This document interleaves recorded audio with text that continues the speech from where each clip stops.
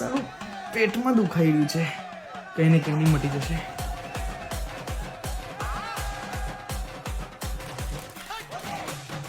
કેમ લે પલંગ ઉપર યોગા કરે છે? એ યોગાની માં પથરી ઉપડી.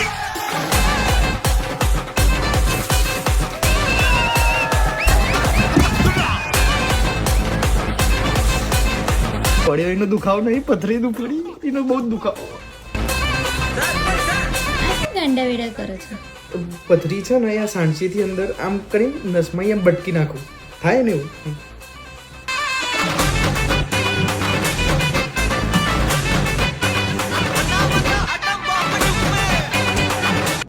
ઓહો હવે આવી અમારી યાદ. ના ના તમે તો મોટા સેટ નહીં. ગઈ વખતે તો ફ્રીજમાંથી બિયર પીધું હતું ને પથરીને નામે બૈરું કીધું પિયર એટલે ફ્રીજમાં પડ્યું બિયર. એમ ભાભી તો જ આમને પથરીની જગ્યાએ પથરો જ ભોડા મરવડાવું. ઉભા રહો.